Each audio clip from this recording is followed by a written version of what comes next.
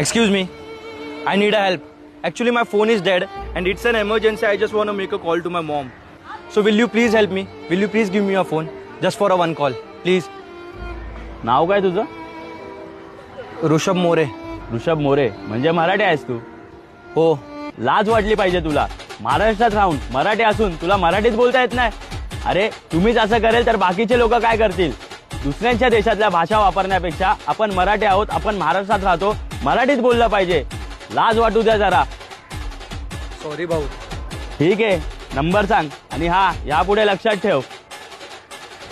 91 67 53 55. English मध्ये सांग ना. आई भावाड्या तुझे मराठीचे वांदे आणि रांडच्या मला ज्ञान देतो. हो सडीच्या